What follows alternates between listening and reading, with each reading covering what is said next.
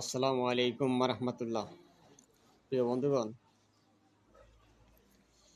বাংলাদেশে মানুষ এতটাই জঘন্য আর এতটাই খারাপ হয়েছে যে মানুষের বিবেক সব মরে গেছে, মানবতা মরে গেছে, মানুষত্ববোধ মরে গেছে।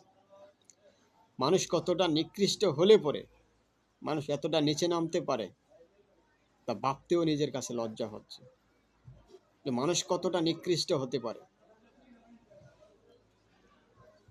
সাধারণ মানুষ কতটা অসহায় তা এখনো বুঝতে পারতেছি।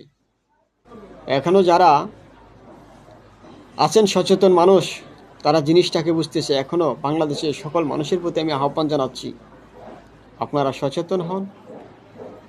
রাষ্ট্রের কল্যাণে, দেশের কল্যাণে আপনারা একত্রিত হন এবং ঐক্যবদ্ধ থাকেন। এই দেশ যতদিন পর্যন্ত ভারতের আগ্রাসন থেকে মুক্ত না করা যাবে, ভারতীয় দালাল মুক্ত না করা যাবে, ততদিন পর্যন্ত বাংলাদেশের মানুষের ধনী গরিব সবাই বলেন কারোরও প্রতি ন্যায় এবং ইনসাফ প্রতিষ্ঠা হবে না।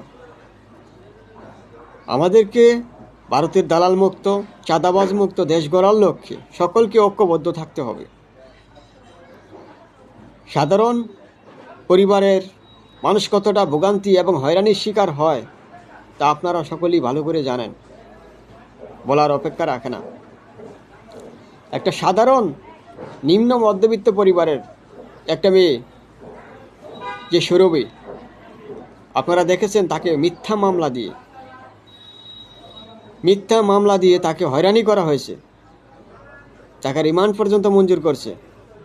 তার বিরুদ্ধে কোনো তদন্ত নেই, তার বিরুদ্ধে কোনো সুনির্দিষ্ট কোনো অভিযোগ নেই। মিথ্যা মামলা দিয়ে তার বিরুদ্ধে যে মিথ্যা মামলা করছে, তাকে হয়রানি করছে, তাকে ধর্ষণ করার জন্য চেষ্টা করা হয়েছে, অথচ সে আসামি বাইরে রয়েছে। আমাদের সে মাজাভাঙ্গা স্বরাষ্ট্র উপদেষ্টা তা তাকে দেখতেছে, তার নাকি আত্মীয় হয়, তার কি নিজস্ব লোক। যদি সে প্রধান উপদেষ্টার ছেলেও হয়, আমি পাবলিককে বলবো, যদি স্বরাষ্ট্র উপদেষ্টা তার বিরুদ্ধে ব্যবস্থা না নেয়, তাকে গ্রেপ্তার করে আইনের মুখোমুখি না করে, তাকে যেখানে পাবেন এখানে গণপিদানে দেবেন।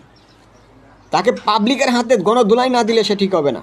তাদের মতো যারাই এরকম অন্যায় করবে তাদেরকে গণধুলাই দিতে হবে। পাবলিকের হাতে গণধুলাই দিয়ে এমনভাবে পেদানি দিবেন, পেদানি দিয়ে তারপরে পুলিশের কাছে তুলে দিবেন, না হয় তারা সোজা হবে না। বাংলাদেশের প্রশাসন এখন পর্যন্ত একটি দলের বিমুখ হয়ে কাজ করতেছে, বিএনপির হয়ে বাংলাদেশের পুলিশ প্রশাসন বর্তমানে কাজ করতেছে। এটা অত্যন্ত দুঃখজনক এবং লজ্জাজনক। তারা পুলিশের দায়িত্বে রয়ে থাইকাও এখন পর্যন্ত তারা ওই ফ্যাসিস্টদের কালচার তারা এখনও ভুলতে পারে নাই। তাদের সেই পাশাটামি এখনও তারা ছাড়তে পারে নাই। এতটা নির্লজ্জকর পরিস্থিতি।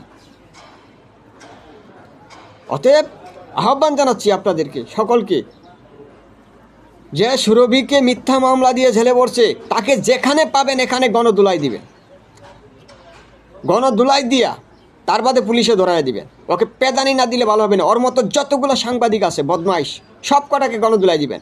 সন্তোষ শর্মা বলেন, এর বাদে আপনার ওই মতি বলেন, মাহফুজা নাম বলেন, এই যে মাসুদ কামাল বলেন, এই সব কয়টা ভারতের এজেন্ট, ভারতের পাঁচাটা গুলাম। তাদেরকে যেখানে পাবেন সেখানে গণধুলাই এবং পেদানি দিতে হবে। ওদের কাউকে ছাড় দেওয়া যাবে না, ওদেরকে পেদানি দিতে হবে।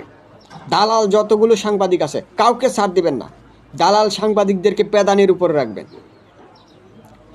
অবশ্যই পেদানির উপর রাখতে হবে। তাদেরকে কোনো ছাড় দেওয়া হবে না, কারণ সাধারণ মানুষকে দুর্বলতার সুযোগ নিয়ে তাকে অন্যায়ভাবে তাকে জুলুম নির্যাতন করবে, তাকে হেনস্থা করবে, তাকে হয়রানি করা হবে। অথচ যারা এই মিথ্যা মামলা দিয়ে হয়রানি করে, হেনস্থা করে, তাদের বিরুদ্ধে কোনো পদক্ষেপ নেয় না।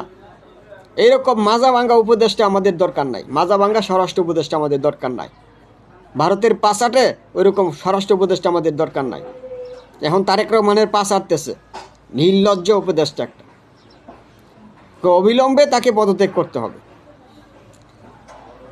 এবং ওসমান হাদির হত্যাকারীদের কারা টাকা দিয়েছে তাদের নাম, প্রকৃত নামগুলোকে আড়াল করে ভুয়া মাটি কয়জনের নাম লিস্ট তদন্ত রিপোর্ট দিছে, তারা চার্জশিট দিছে। আমরা সে চার্জশিটকে আমরা গ্রহণ করলাম না। এই চার্জশিট আমরা মানি না। প্রয়োজনে আবার নতুন করে তদন্ত করে প্রকৃত অপরাধীদের নাম লিস্ট করতে হবে এবং প্রকৃত অপরাধীদেরকে গ্রেপ্তার করে তাদেরকে বিচারের মুখোমুখি করতে হবে। এটাই আমাদের দাবি।